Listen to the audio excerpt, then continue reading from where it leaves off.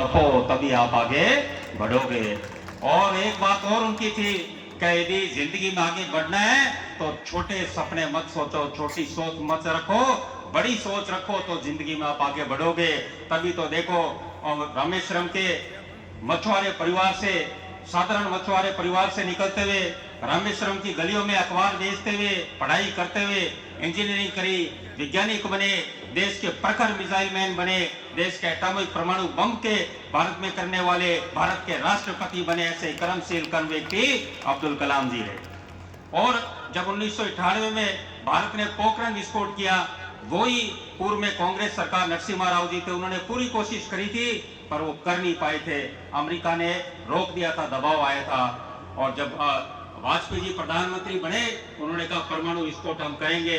और उस परमाणु विस्फोट करने के लिए सबसे बढ़िया बेहतरीन व्यक्ति कौन हो सकते हैं? अब्दुल कलाम आजाद। उनके नेतृत्व में भारत ने परमाणु विस्फोट किए, और ऐसे विस्फोट किए कि अमेरिका की एजेंसी सीआईए के जो डायरेक्टर थे उनको इस्तीफा देना पड़ा। उसके बाद इस्तीफा इसलिए देना पड़ा कि परमाणु विस्फोट भारत ने किया और अमेरिका को पता नहीं चल पाया कि भारत ने परमाणु विस्फोट किया। अमेरिका के सीआईए मानती है हमारी सबसे फेल यदि हम रही कि हम भारत परमाणु विस्फोट कराए और हम पता नहीं कर पाए, उसका यदि सक्सेस को श्रेय जाता है तो अटल बिहारी वाजपेयी के साथ अब्दुल कलाम आजाद को जाता है कि उन्होंने परमाणु बम विस्फोट करे।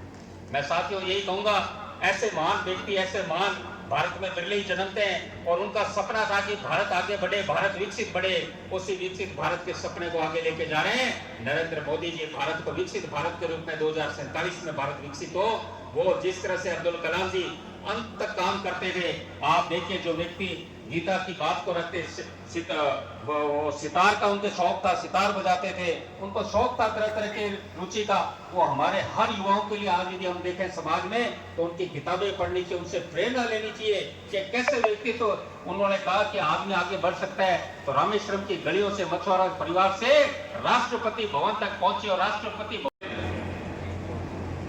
देश ही नहीं बल्कि देश के बाहर जिस व्यक्ति ने भारत की गौरव गाथा को असीम शिखर पर पहुंचाया, ऐसे महान व्यक्तित्व के धनी डॉक्टर एपीजे अब्दुल कलाम साहब की जयंती पर मैं नमन करता हूं, श्रद्धा सुमन अर्पित करता हूं।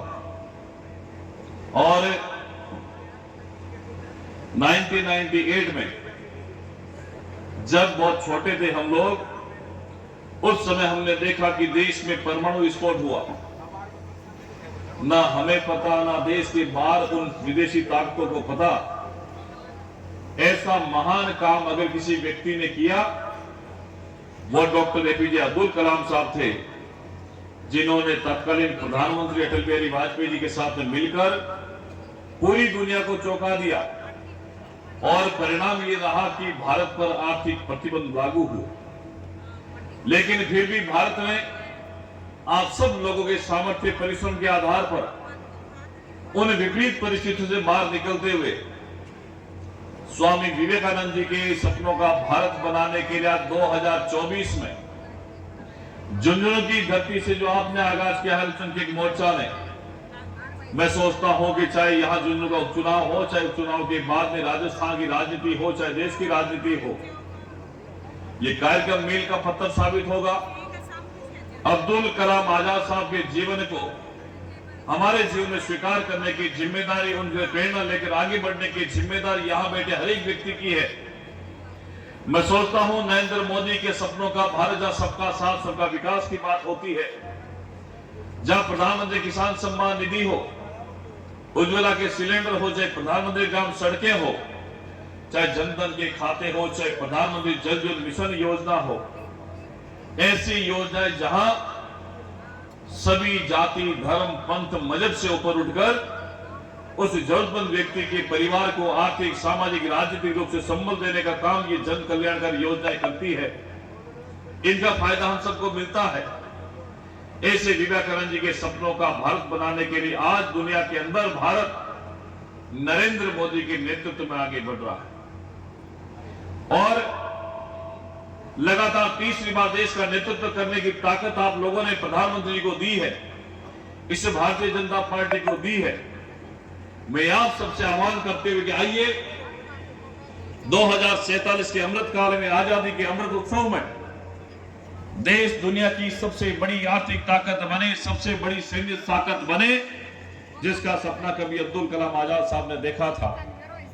देश के राष्ट्रपति रहते उनकी संपत्ति की बारी आई, महज उनके एक कमरे के अंदर 2 जोड़ी कपड़े मिले और जो मोमेंट उनको मिले वो देश की अमानत हो गई, देश के खाते में चले गए।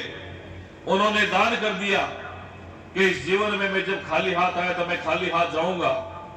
ऐसे महान व्यक्तित्व की जयंती के अवसर पर हम सब लोगों को भी सीख और प्रेरणा लेने की आवश्यकता है। अपने भारतीय संस्कृति और कलाम साहब के टीके को लगाना पड़ेगा, जिससे हमारे ऊपर उनका असर ना होने पाए।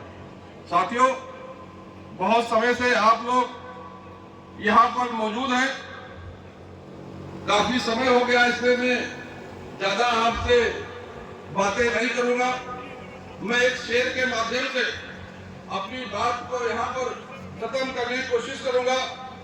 पैगाम ये मिला है, पैगाम ये मिला है खैरुल अनाम से, पैगाम ये मिला है खैरुल अनाम से, फाका हजार अच्छा है रिज़्क़े हराम से, अफजल मेमन दाऊद सलाम कसाब से हमारा कोई नाता नहीं, अफजल मेमन दाऊद सलेम कसाब से हमारा कोई नाता नहीं, रिश्ता हमारा जुड़ा है अब्दुल कलाम से, रिश्ता हमारा जुड़ा है अब्दुल कलाम से, जो हमारे ये पुरखे हैं, जिन्होंने भारतीय धरोहर को, भारतीय संस्कृति को, गंगा जमनी तहजीब को मजबूत बनाने का काम किया है। हमें उनसे जुड़ना है, हमें हसन खां मेवाती से जुड़ना है, हमें ब्रिगेडियर उस्मान से जुड़ना है, हमें ऐसे शहीद परिवारों से जुड़ना है जिन्होंने देश के लिए हमें अपने आप को कुर्बान कर दिया है। ऐसे परिवार से आप जुड़ेंगे तो महानुभाव और जितने भी मेरे यहाँ पर माता बहन भाई जो आए इस प्रोग्राम की शोभा बढ़ाए, मैं सबका शुक्रगुजार हूँ।